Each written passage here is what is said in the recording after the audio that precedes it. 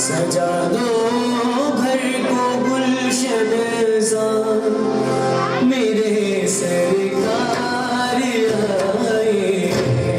सजा दो घर को गुलशन सा मेरे सरकार आए। मेरे सरकार आए, मेरे सरकार आए।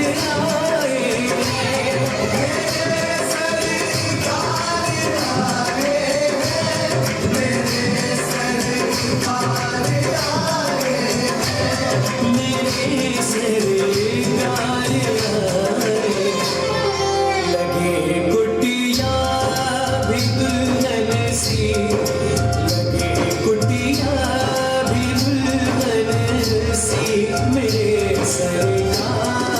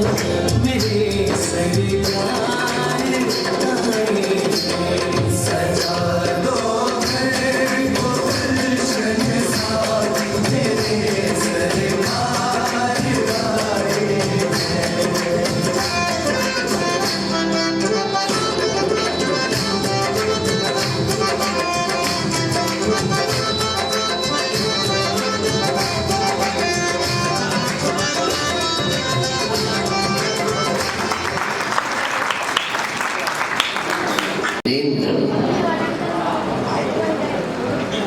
कैसे हैं आप सभी लोग?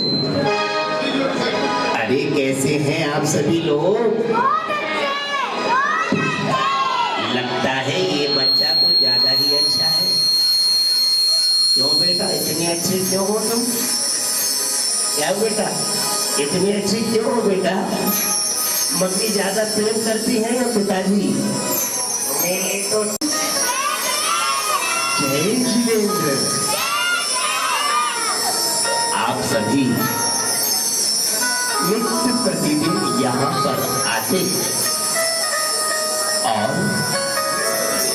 जैन रामायण का जो चित्र प्ररूपण आप देख रहे हैं, ये जैन रामायण आचार्य रविशंकर द्वारा विरचित है। जैन रामायण आचार्य रविशंकर द्वारा रचित जब हुई तब सभी को बड़ी प्रसन्नता हुई और आज आप सभी के बीच जैन रामायण उपस्थित है। बंधुओं, हमारे मन में न जाने कितने प्रकार की भ्रांतियां हैं। हम सोचते हैं कि इन भ्रांतियों का आखिरकार निवारण कैसे हो। उसका निवारण मात्र स्वाध्याय से ही हो सकता है। आप सभी जितने भी लोग यहाँ बैठे हैं, सभी लोग स्वाध्याय में मन लगाएं और जैन रामायण को अवश्य अध्ययन करके अपने मन में बसाएं। चलिए आज हम क्या देखेंगे? क्या देखेंगे बच्चों? आज हम यहाँ के बच्चे बड़े होशियार हैं। मैं जगह जगह जाता हूँ, बहुत सारे बच्चों को देखता हूँ, लेकिन मुझे होशियार बच्चे मिलते ही नहीं हैं। यहाँ के बच्चे इतने होशियार क्यों हैं? क्यों बेटा तुम इतने होशियार क्यों हो? मेरे पापा जी बहुत होशियार हैं, इसलिए मैं भी होशियार हूँ। अच्छा बेटा, और मम्मी होशियार नहीं है? मेरी मम्मी तो कुछ ज्यादा ही होशियार है, इसलिए तुम इतने होशियार हो। बेटा पढ़ाई करते हो? हाँ, मैं इतनी पढ़ाई इतनी करता हूँ कि 12 बजे बैठता हूँ और 6 बजे सो जाता हूँ। ये किस प्रकार की पढ़ाई करते हो? अच्छे से पढ़ना। ठीक है ठीक है ठीक है। चलिए स्वयंवर के पश्चात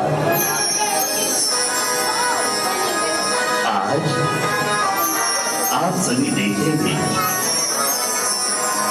कि अयोध्या की ओर सपरिवार लौट रहे, मन में आनंद की विभूति लिए हुए,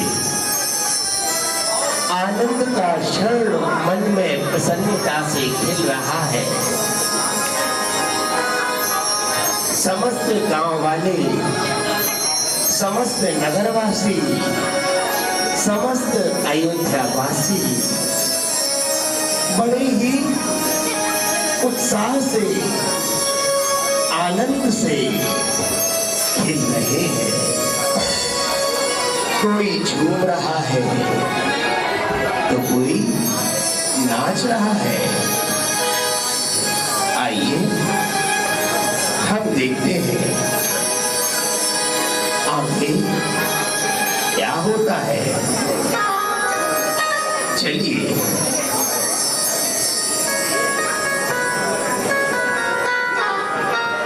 चलते आगे की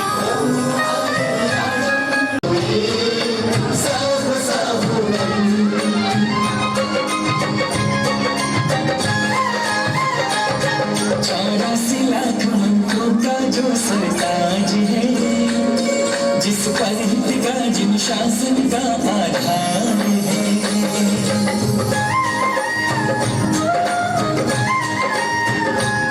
84 लाख मंत्रों का जो सरताज है, जिस पर हित का जिन शासन का आधार है। 84 लाख मंत्रों का जो सरताज है, जिस पर हित का जिन शासन का आधार है। हर एक जन को जिससे सच्चा प्यार है, हर एक जन को जिससे सच्चा प्यार है। रमकार है, रमकार है।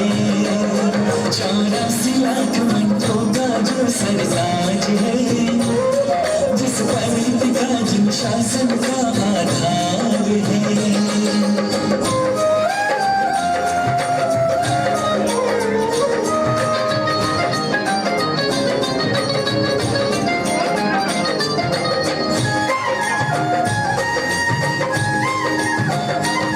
संकट को टाल सकता है, दुख से निकाल सकता है।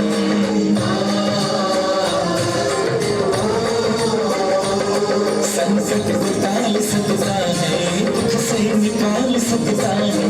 पापों में जो गिरते हैं उनको संभाल सकता है।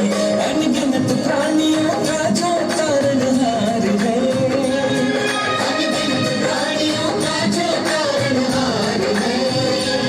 नमोकार है, नमोकार है। 84 लाख मंत्रों का जो सरताज है, जिस पर हित का जिन शासन का आधार है। 84 लाख मंत्रों का जो सरताज है, जिस पर हित का जिन शासन का आधार है।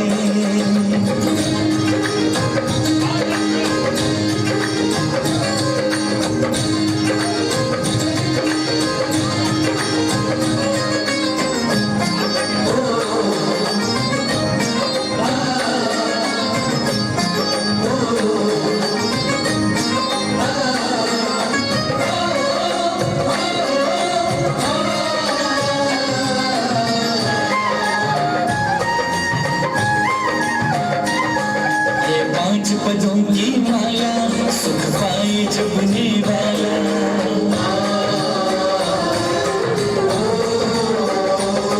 ये 5 पदों की माला, सुख पाए जपने वाला।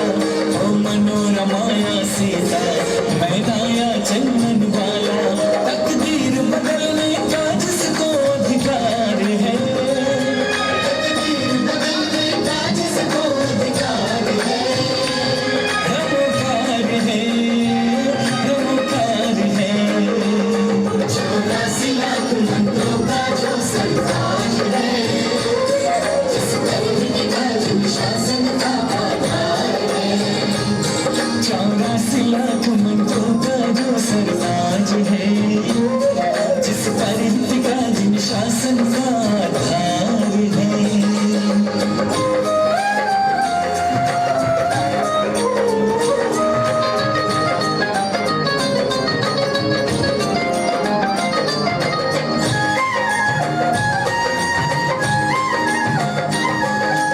अल्लाह भला या व्यंतर, कोई नजरिया जादू होना।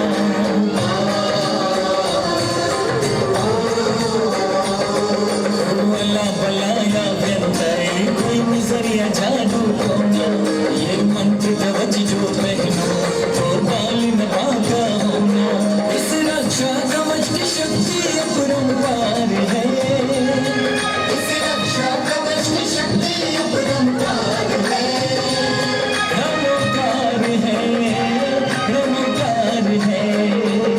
84 लाख मंत्रों का जो सरताज है, जिस पर हित का जिन शासन का आधार है। 84 लाख मंत्रों का जो सरताज है, जिस पर हित का जिन शासन का आधार है।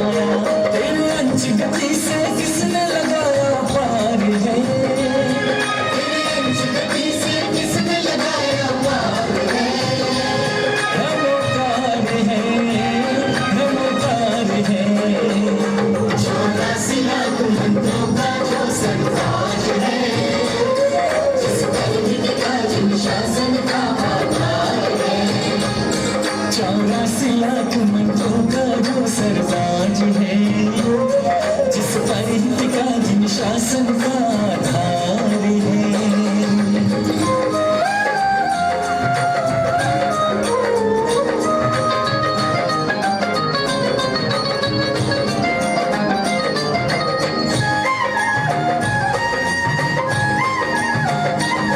चाहे नियम न पूरे पालो, चाहे धर्म से आंख चुरा लो,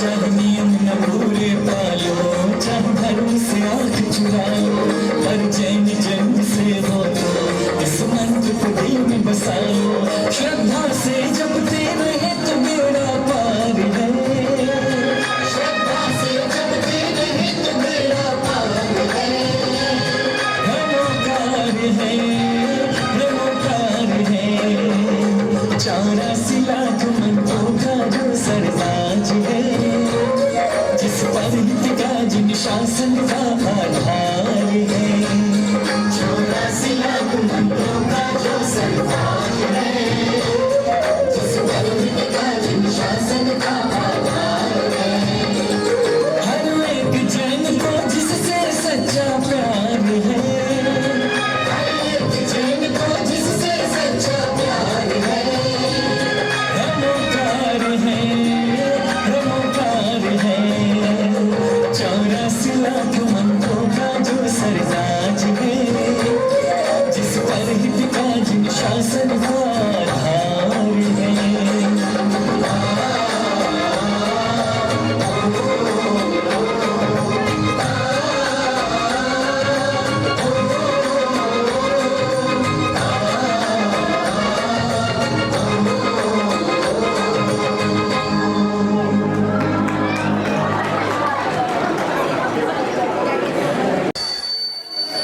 आइए चलते हैं, चलते हैं। नगर में आनंद उत्सव हो रहा है, सभी के चेहरे पर खुशहाली है, लोग गीत गा रहे हैं, ढोल बज रहे हैं, हर किसी के मन में बस यही भाव है कि आखिरकार श्री रामचंद्र जी एवं लक्ष्मण जी कब आएंगे। और जैसे सबके भाव थे, मन की पुकार वहां तक पहुंच गई और आनंद उत्सव होने लगा और सभी लोग खुशहाली से झूम उठे। जैसे ही लोगों को ज्ञात हुआ कि मर्यादा पुरुषोत्तम श्री रामचंद्र जी सपरिवार आने वाले हैं,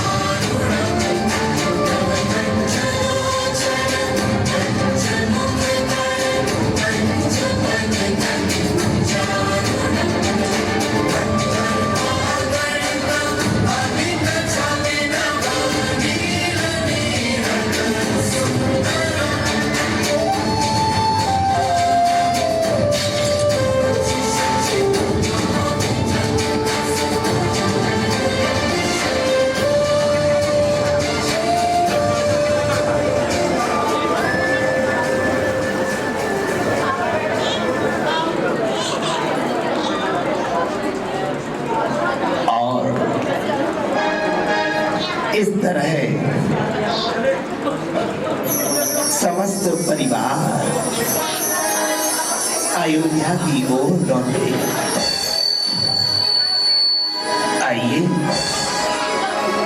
धीरे धीरे घटनाक्रम आगे बढ़ता है। एक समय राजा दशरथ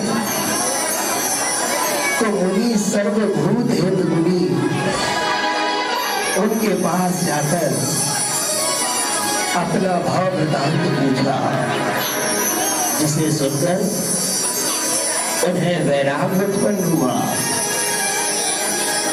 आइए देखते हैं आगे क्या होता है। महाराज दशरथ अपने राजकक्ष में अपने मंत्रियों के साथ साधन होशियार महाराज दशरथ राज दरबार में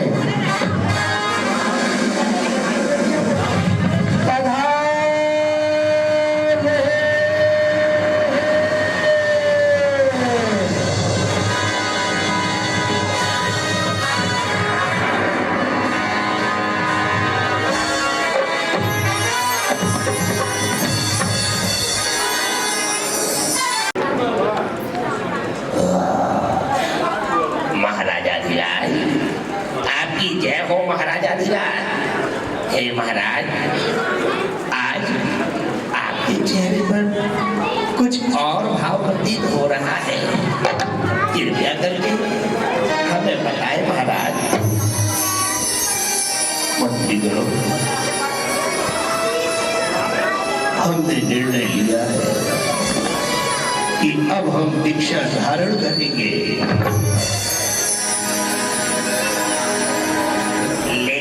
इस समय ऐसी बुद्धि उत्पन्न होने में क्या कारण है महाराज? यह समस्त संसार सूखे तृण के समान निरंतर मृत्यु रूपी अग्नि से जल रहा है। इस बात को आप प्रत्यक्ष देख रहे हैं। आज मैंने अभी अभी मुनिराज के मुख से जिनेन्द्र प्रणीत उस शास्त्र का श्रवण किया जिसे अभव्य जीव ग्रहण नहीं कर सकते, जो भव्य जीवों के ग्रहण करने योग्य है। सुर असुर भी जिन्हें नमस्कार करते हैं। मैं चाहता हूं कि आप लोग दोनों के वशीभूत हो, व्यर्थ ही कुछ मत कीजिए और मुझे मत रोकिए, क्योंकि प्रकट स्थान में सूर्य के विद्यमान रहते अंधकार निवास करता है।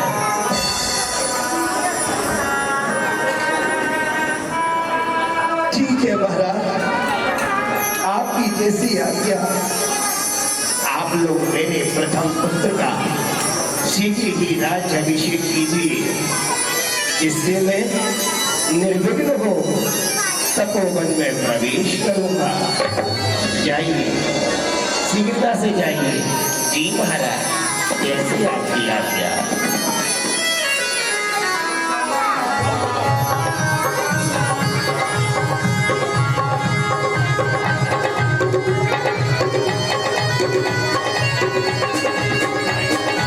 जैसे ही भरत को यह प्रतिबोध का ज्ञात हुआ, भरत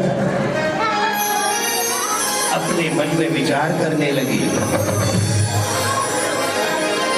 जो तपोवन है उसमें शीघ्र प्रवेश करूंगा।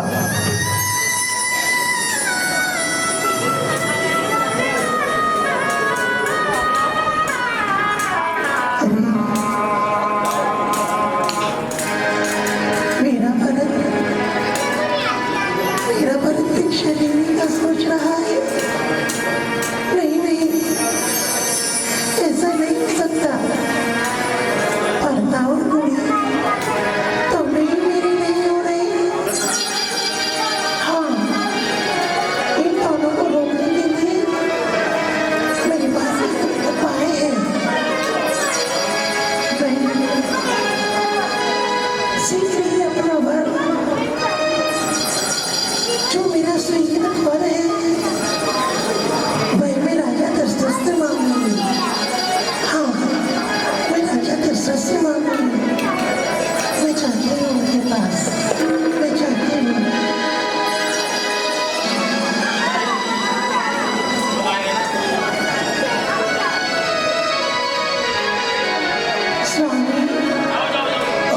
प्रिय,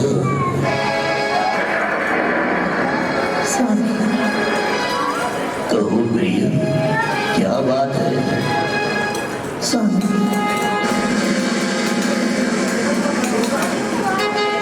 आपने उस समय बड़ी प्रसन्नता से एक बात कही थी, आपको याद होगी। अब मैं वो बात मानना चाहती हूँ। प्रिय, तुम अपना अभिप्राय बता। उत्कृष्ट अभिप्राय को धारण करने वाली प्रिय, जो तुझे इष्ट हो तू मांग सकती है। स्वामी मैं आपसे यह कहना चाहती हूँ कि आप हमें छोड़कर क्यों जा रहे हो? आप हमें छोड़कर मत जाइए। हे प्राणवल्लभ, यह शरीर इंद्र के समान भोगों से पालित हुआ है, जो अत्यंत कठिन नाना प्रकार का मुनि बना है, वह मैं धारण करना चाहता हूँ। मुझे इस शरीर से कोई भी लगाव नहीं। तुम्हारे लिए क्या भार है? तुम्हारा मनोरथ बताओ प्रिय, मुझे बताओ।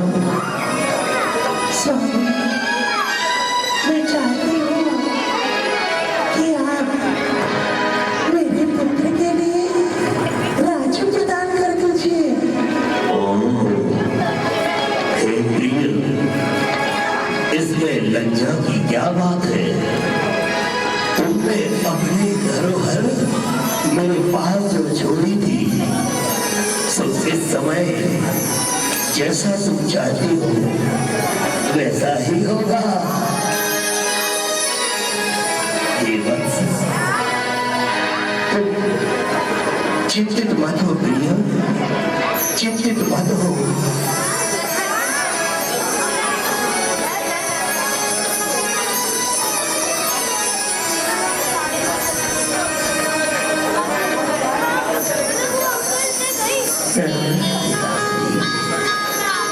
आयुष्मान पुत्र, आयुष्मान। पिताश्री, आपने मुझे बुलाया? हाँ पुत्र, मैं तुमसे कुछ कहना चाहता हूँ। पिताश्री, कहिए। ये वत्स, कला की बार गामिनी इस चतुर्थ के गई है। पहले भयंकर युद्ध में अच्छी तरह मेरे सारथी का काम किया। उस समय संतुष्ट होकर मैंने पत्नियों तथा राजाओं के सामने यह प्रतिज्ञा की थी कि जो तुम मांगोगी वह मैं तुम्हें दे दूंगा। और आज इन्होंने मुझसे अपने पुत्र के लिए राज्य मांगा है। ये जो प्रतिज्ञा है, अब बताओ राम, तुम्हारे इस संदर्भ में क्या विचार है? मैं जानता हूं कि तुम बड़े पुत्र हो और छोटे पुत्र राज्य लक्ष्मी रूपी स्त्री का समागम प्राप्त कराया जाए, जब भारत के लिए समस्त राज्य दे दिया जाएगा, तब क्षत्रिय संबंधी परम तेज को धारण करने वाले लक्ष्मण के साथ कहां जाओगे?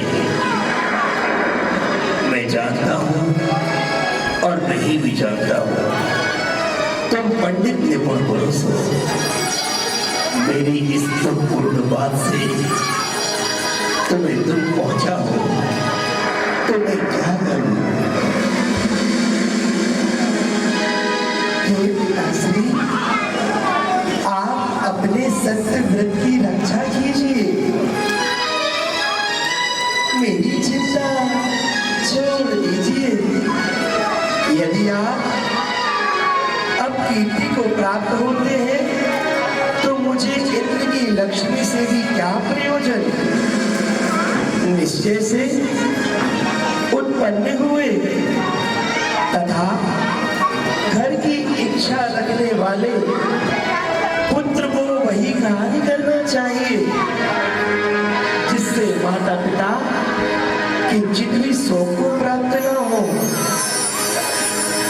हे मेरे पुत्र, तुम बड़े विद्वान हो पुत्र। मैं क्या कहूँ तुम्हारे बारे में। आओ मेरे हृदय से लग जाओ मेरे पुत्र, आओ मेरे हृदय से लग जाओ।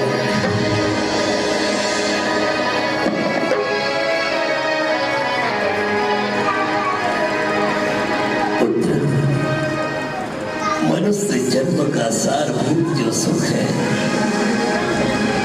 वह सिर्फ स्वयं में ही है। मेरा भरत कहाँ है?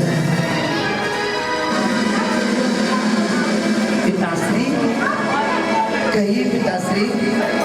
हे पुत्र, तू राज्य का पालन कर, मैं तपोवन जा रहा हूँ। पिताजी, मैं राज्य की सेवा नहीं करूंगा, मैं दीक्षा धारण करूंगा पिताश्री। अरे पुत्र, तू अभी नवीन वैसे सुंदर है। मनुष्य जन्म का सारभूत जो सुख है तू उसकी उपासना कर। पिताजी, मुझे व्यर्थ ही आप मोहित कर रहे हैं। मृत्यु के बालक अथवा तरुण की प्रतीक्षा नहीं करती।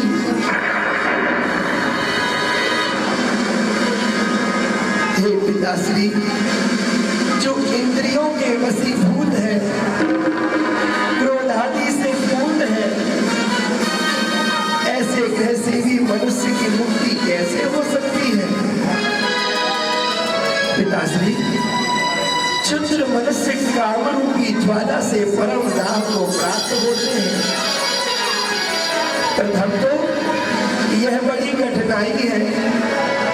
पिताश्री, मैं संसार से अत्यंत भयभीत हो चुका हूँ, इसलिए मुझे अनुमति दीजिए, मुझे अनुमति दीजिए पिताश्री, मुझे अनुमति दीजिए।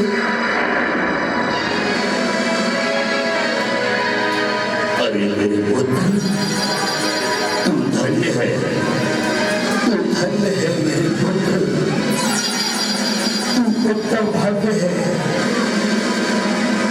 हे मेरे धीर पुत्र, तूने कभी मेरे इस मेल को भव्य नहीं किया।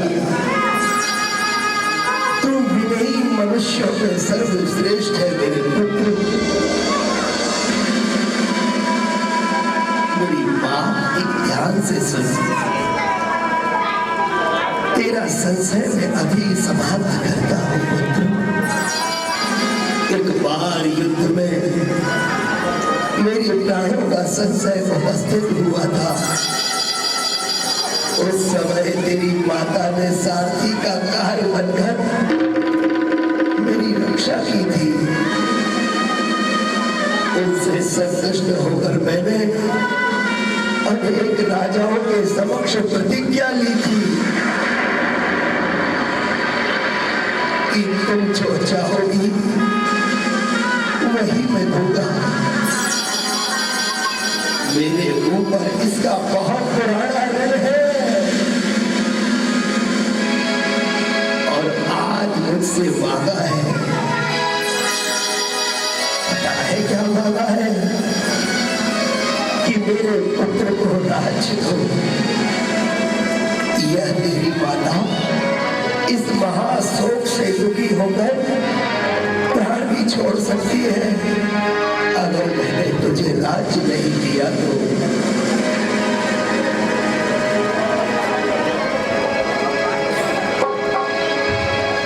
हे मेरे भ्राता, पिताजी की बात बहुत ठीक है। ऐसा और कौन कह सकता है? जिससे चंद्रमा की कांति इतनी निर्मल फैली है, जिसका शरीर शोक से संतप्त हो रहा है। तेरी यह माता तेरे समान भाग्यशाली पुत्र के रहते हुए यदि मरण को प्राप्त होती है तो यह ठीक नहीं होगा। पिता की सत्य रक्षा करने के लिए हम शरीर को छोड़ सकते हैं। मैं किसी नदी के किनारे पर्वत अथवा वन में निवास करूंगा, जहां कोई जा नहीं सकेगा। इसलिए तू इच्छा अनुसार राज्य कर, संसार का भय छोड़, पिता की बात मान। हे मेरे भ्राता, जिस प्रकार चंद्रमा ग्रहों के समूह को अलंकृत करता है, उसी प्रकार तू इक्ष्वाकुओं के इस लक्ष्मी को संपन्न अत्यंत विशाल कुल को अलंकृत कर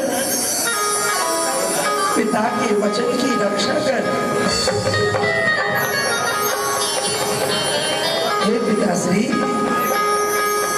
मैं आपको प्रणाम करता हूँ पिताश्री, मैं आपको प्रणाम करता हूँ पिताश्री, मुझे आशीर्वाद दीजिए।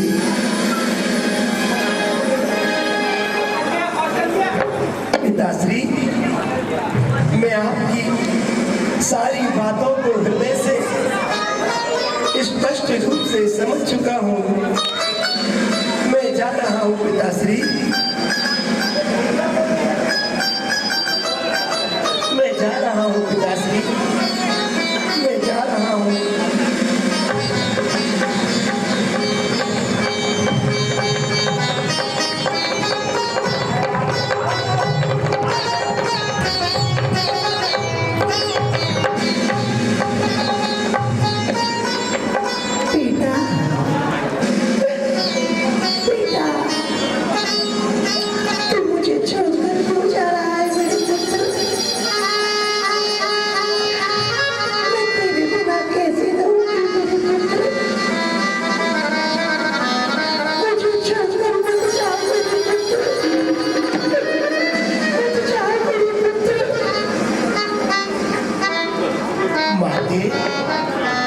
मैं आपके चरणों को स्पर्श करूं, आपकी वंदना करूं। मैं आपसे यही कहना चाहता हूं कि आप तो सर्व कार्य में निपुण है माते। बस इस समय आप मुझे छोड़ दीजिए, क्योंकि अनेक हितकारी वचन कहने के बाद भी मैं अभी किसी बात को नहीं सुन सकता। माते, मैं आपको प्रणाम करके एक बात और कहना चाहता हूँ कि जहाँ मैं जा रहा हूँ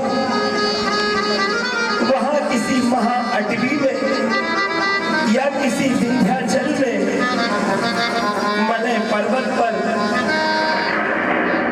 किसी अन्य देश में मैं अपना स्थान बनाऊंगा। बेटा, क्या मैं भी तुम्हारे साथ चल सकती हूँ? माते, आप मेरे साथ चलने में समर्थ कैसे होगी? पिता, पति अथवा पुत्र, ये तीन कुलवती स्त्रियों के आधार हैं।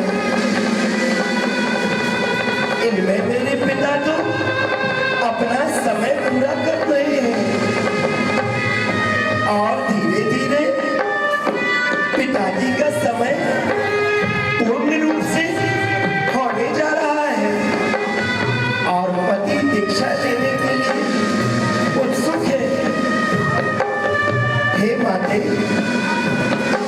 आप यही रहिए, यही रहिए माते, आप यही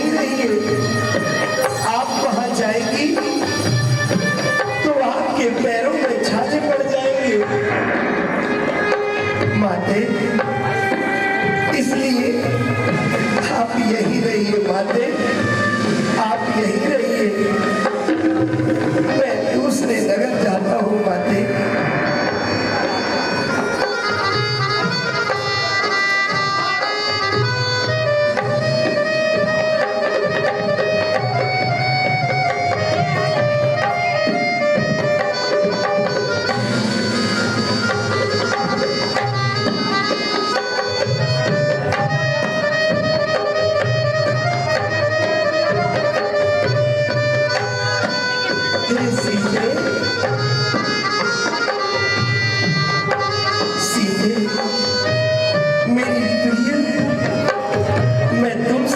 कहना चाहता हूँ।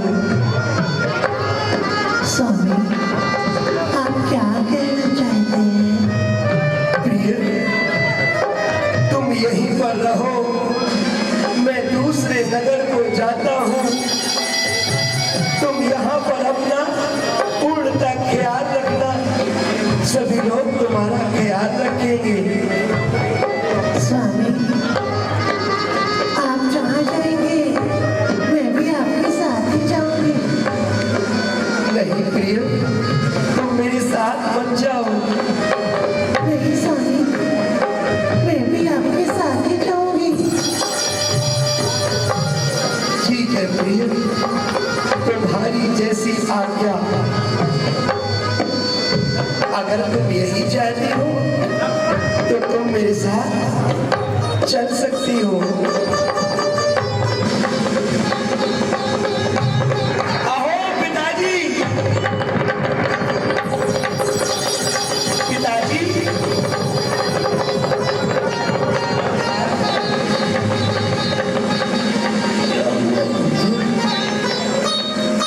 क्या हुआ मेरे पुत्र? पिताजी, ऐसा अन्याय क्यों करना चाहते हैं आप, जिसमें निरंतर स्वार्थ साधन की आशा ही प्रतीत होती हो? बड़े भाई राम महानुभाव है तथा पुरुषों में अत्यंत श्रेष्ठ है। दूसरी सृष्टि रचनालू दुर्जनों को छोड़कर आज ही दूसरी सृष्टि बलपूर्वक रचना लूंगा। मैं आज विधाता की बलवती को सामर्थ्य नष्ट करता हूँ। बड़े भाई राम तथा पिता ही यह कार्य उचित है अथवा अनुचित है, यह अच्छी तरह जानते हैं। उत्तम कार्य को करने वाले मैं अपने बड़े भाई के हमेशा साथ हूँ। मैं भी अपने भ्राता के साथ जाऊंगा। ठीक है पुत्र, जैसी तुम्हारी आज्ञा। भैया, मैं भी आपके साथ चलूंगा। अरे मेरी अनुज, तुम भला मेरे साथ क्यों चलोगे? तुम्हारा मेरे साथ जाना कोई कार्यपूर्ण नहीं है। नहीं भैया, मैं भी आपके साथ चलूंगा। भैया, मैं यहाँ पर क्या करूंगा? आपके बगैर मेरा मन ही नहीं लगेगा। मैं आपके साथ अभी और इसी क्षण चलूंगा। ये मेरी जिद है।